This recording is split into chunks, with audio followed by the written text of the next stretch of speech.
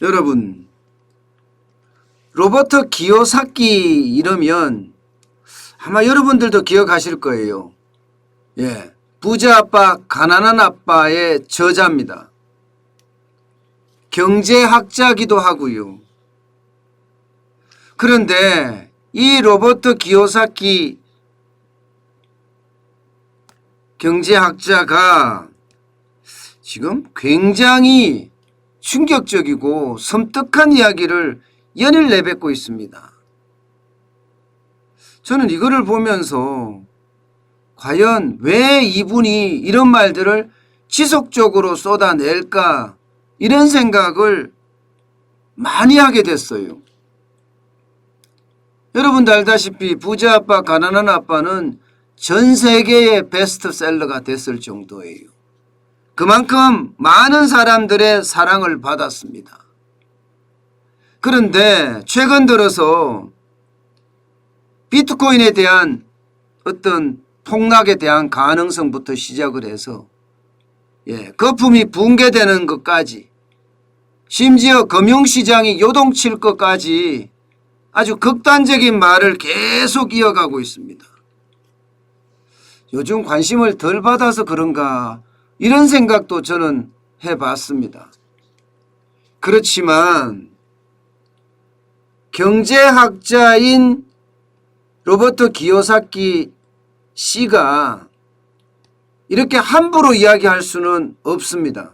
왜냐하면 자기의 명성도 있고 지금까지 쌓아왔던 것도 있기 때문에 이 전망을 잘못 이야기했다가 한 방에 나가떨어지는 경우도 있거든요. 아무리 좋은 베스트셀러를 썼다고 하나 자칫 잘못하면 명성에 누를 끼칠 수 있기 때문에 솔직히 함부로 극단적인 표현은 잘 안 씁니다.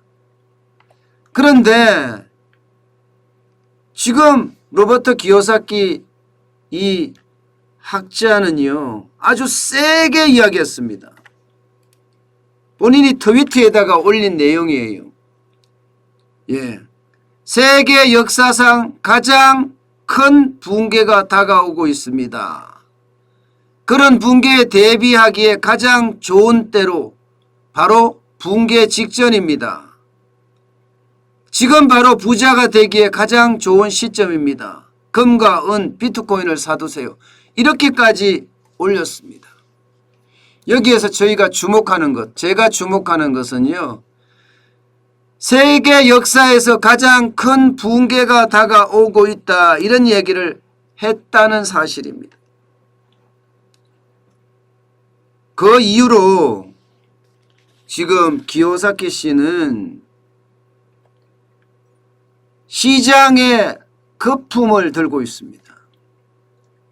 세계 역사에서 가장 큰 버블이 지금 더 커지고 있다. 심지어 말입니다. 거품은 터지기 위해서 더 커진다. 이런 이야기도 계속 이야기를 하고 있는 겁니다. 저는 이런 걸 보면서요.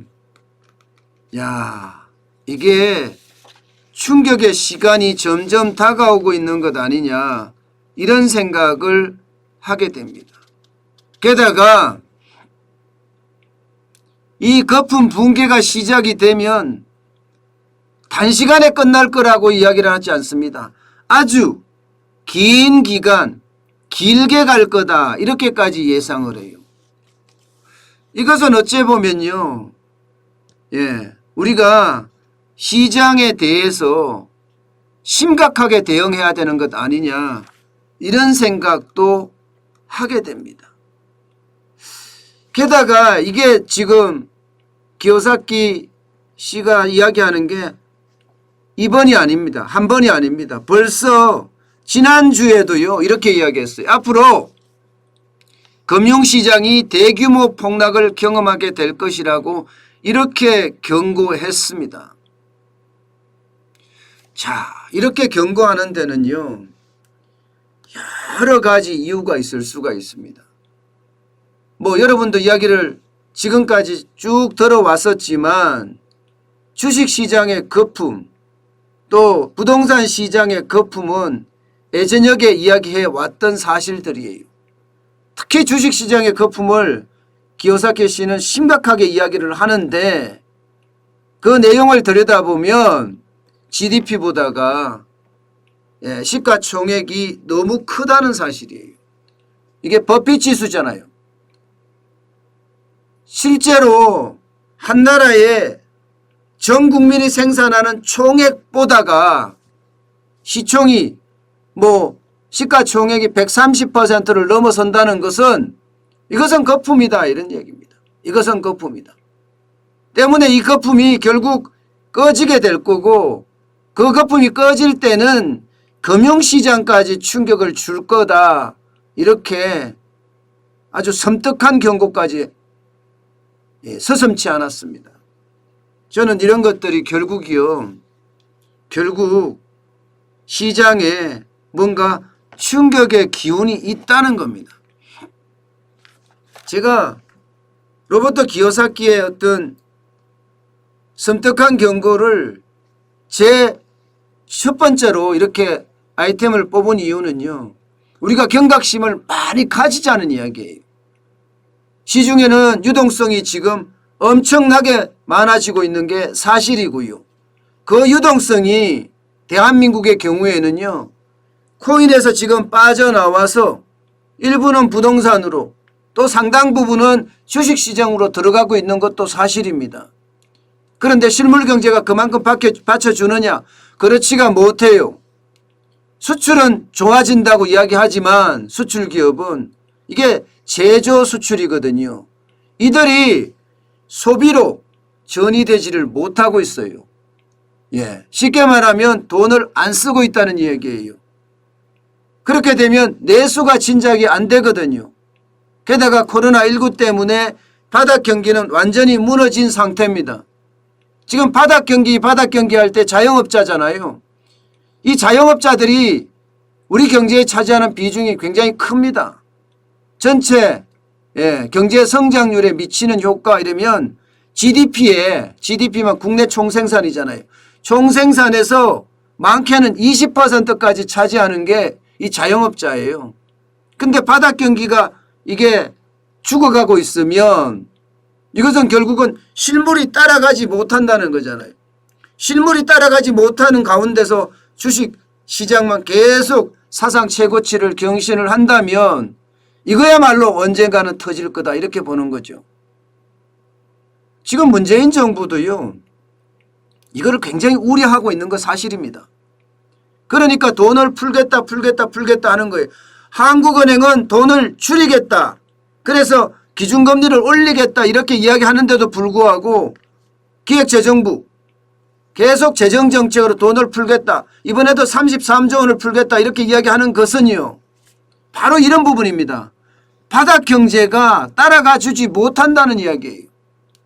수출기업들은요. 여러분 수출기업들은 의외로 돈을 안 쓰기 때문에 지금 경제가 불안하다고 해서 저축하고 금고에다 집어넣고 이러고 있단 말입니다. 그러니 어쩔 수 없이 정부가 돈 풀어서 내수를 부양해야 되겠다. 이런 의도도 있는 겁니다. 물론 정치적인 의도도 굉장히 강하죠. 정치적인 의도도. 그렇지만 정치적인 의도도 강하지만 실제 우리 바닥 경제가 문제가 있어서 실물 경제가 뒷받침을 못해주고 있다. 이런 이야기가 지금 받쳐지는 겁니다. 게다가 하반기로 가면 갈수록 여러분 수출이 이제는 폭증하는 단계가 아니라 정상 궤도로 들어간다. 심지어는 낮아진다는 이야기까지 있을 정도이기 때문에 지금이 어떻게 생각하면 로버트 기요사키가 이야기하는 것과 좀 비슷한 모양새로 갈 수도 있다는 이야기가 됩니다. 그래서 조심하고 또 조심하자는 겁니다. 이게 실물 경제에 문제가 있으면요. 자산의 거품이 꺼지고 자산이 거품이 꺼질 때 비투한 사람들, 영끌한 사람들 이거 만세 부르는 디폴트 선언할 가능성이 크거든요. 그럴 때 바로 금융위기가 시작될 수도 있다는 이야기입니다. 저는 언제 어느 때 어떤 식으로 금융위기가 터질지 모른다는 그런 절박함을 저는 솔직히 가지고 있어요.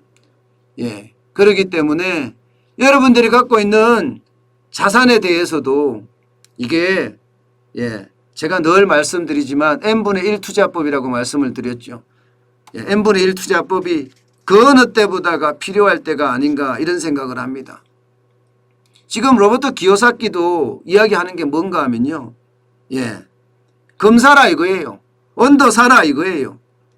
그러면서 비트코인이 24,000달러까지 떨어질 때까지 기다렸다가 사라. 뭐 이런 이야기까지도 서슴지 않습니다. 여러분, 분명한 것은요. 분명한 것은 이 풀었던 돈을 어떻게 회수하느냐에 따라서 그 위기가 어떻게 넘어갈지가 결정이 될 겁니다. 여러분도 아시지만 금융위기 때 2008년 2009년 때 풀었던 돈도 다 회수하지 못한 시점에서 코로나19의 위기가 닥쳤거든요. 그래서 푼 데다가 돈을 더 풀었단 말입니다. 돈을 푼 데다가 더 풀었다는 것은 돈의 가치가 그만큼 떨어졌다는 이야기잖아요. 이게 바로 인플레이션을 유발하고 그 인플레이션이 금리 인상을 유발하게 되면서 결국 금리가 과다하게 올라갈 때는 이게 금융에 충격까지 줄 수 있는 그런 사태로도 발전할 수 있다 이런 얘기예요. 실물이 그만큼 못 따라주는 것도 있지만 돈의 가치가 떨어져서 금리가 빠르게 인상하는 것도 있다 이런 이야기를 또 한 번 드립니다. 여러분 늘 여러분 재산은 여러분이 지켜야 됩니다. 누군가 지켜줄 거라고 생각하면 큰 오산입니다. 그 누군가는 사기꾼뿐이에요. 돈 뺏어가려고 하는 사람만 있는 거지 여러분 재산을 키워주지 않습니다. 여러분 재산은 여러분이 지켜야 됩니다. 지금 분명히 거품이 꺼지는 그런 조짐이 올 거예요. 그때를 대비해서 여러분들은 늘 공부하고 준비하시기 바라겠습니다.